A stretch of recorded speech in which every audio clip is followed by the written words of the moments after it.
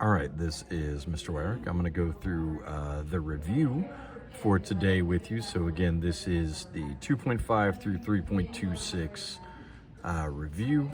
So here we go. The first section, finding angles in a transversal. So these are going to be all the ones that are like alternate interior, alternate exterior, vertical angles, same side interior, same side exterior. Basically, the angles are going to be identical or they are going to be supplementary. They're going to add up to 180 degrees. These two look the same, so this is just going to be 26. The next one that we get, let's see if we get something here. Yeah, these obviously do not look the same. So I'm going to take 180 and subtract 109. That should give me 71. So the other one is a 71 degree angle. They always use the exact same set of parallel lines here. So the angles are not going to be necessarily accurate. You won't be able to measure. So you just have to remember if they look the same, they probably are the same. If they don't look the same, they're probably going to be supplementary. The second level of this, it's just they throw another line in there, or there's more than one angle that you have to name. So you just kind of be careful. These are alternate interiors, so these are both going to be 61. These are a linear pair, so 180 minus 61 is going to be 119. Okay, so that's those first two sections. The slopes of parallel and perpendicular lines. You do have to kind of solve this for y. So I would subtract the 3x, divide by a -2. My slope is going to be 3/2. I'm not really worried about the y-intercept. So if my slope is a positive 3/2, perpendicular to that is going to be a -2/3. All we're doing is finding that slope, and then just make sure you're paying attention. It's not perpendicular every time. This one says parallel. So this is going to be, we subtract this x, that's a -1. We divide by 6, that's a -1/6 for the slope. Parallel to that is going to be another one that has the exact same slope. The equation of a perpendicular bisector. Remember, we went through a whole thing on this. This is going to take some time. I'm going to get my scratch paper over here, kind of work this out, right? So we've got -8, 3, and we've got -4, 1. So my change in y is a -2. My change in x is a +4.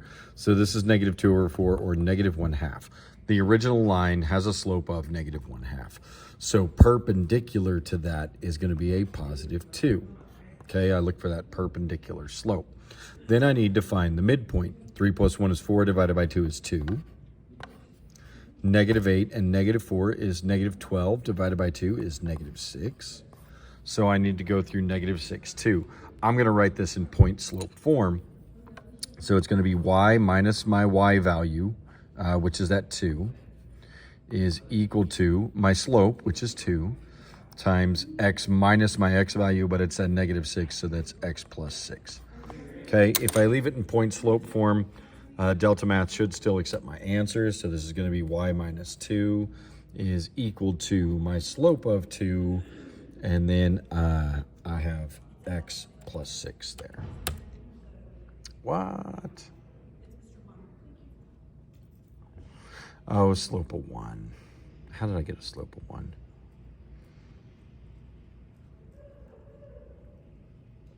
Oh, -4, -1. There we go.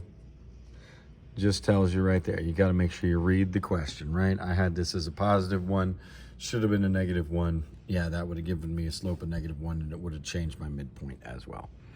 So make sure you read the questions on those. But that one's the perpendicular bisector. There's only 3 of those. The penalties are turned off. The compass and straight edge. To create the perpendicular bisector, you take the compass, you start on one end, doesn't matter which end, you go at least a little bit past halfway. I make my arc, then I'm going to move the center of my compass over to the other side without resizing it. Make sure it crosses over. They want one blue line, not a line segment, so I go line, and I go from this intersection point to this intersection point. That is my perpendicular bisector.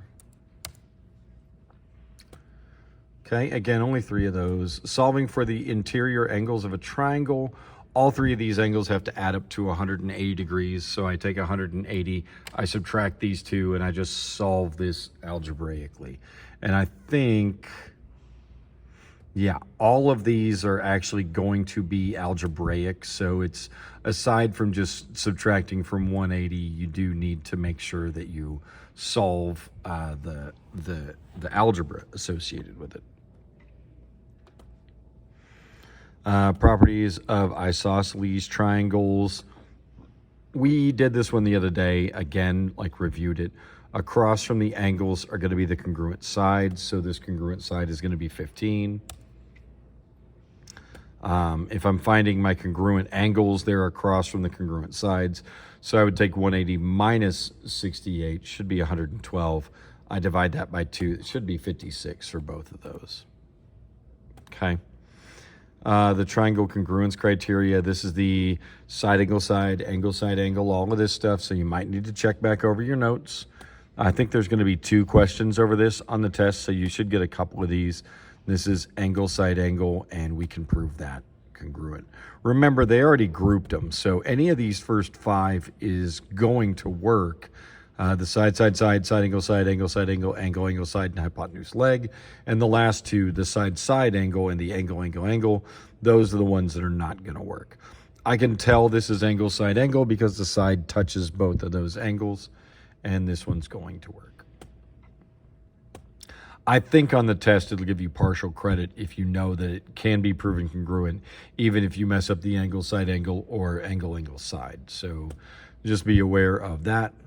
Proving triangles similar. We did this just a little bit ago. Determine if these are going to be similar. So I don't have the exact same angles here. I'm going to take 180 minus 54 minus 67. 180 minus 54 minus 67. I get 59. So when I go back and look, yeah, 54 and 59. 54 and this one's going to be 59. So the triangles are similar, and it's angle similarity. Remember, the ones that say everything is congruent, that's for congruency, not similarity, so you're never going to use those.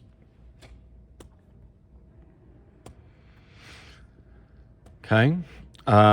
Solve for a side or perimeter, the similar triangles. So again, set up your proportion, little over big, solve your way through it. This is the stuff that we've been doing the last 2 days. So it shouldn't be anything too crazy. And then the last one, the side splitter theorem. It tells us how it's going to set this up. So it's either going to be big over small, or sorry, small over big, setting up that same proportion. Or you can go, if they give you on this one, they give you TQ, they give you UR, they give you ST, and they want you to find SU. So yeah, you can just go straight across on this one. It would be 15 is to 12 as 30 is to X. And since 15 times 2 makes 30, I'm just going to say it's 12 times 2, which is 24. Okay. And that's the whole thing. There are 1, 2, 3, 4, 5, 6, 7, 8, 9, 10, 11 different sections on the review. So that's every type of problem that you are going to see on the test. I do believe on the test, no one has taken the test yet. On the test, yeah, I doubled up a couple of those. So there are 12 questions on the test. So some of these, like the triangle congruence criteria, you're going to see a couple times, and hopefully it gets you where you need to go. Good luck.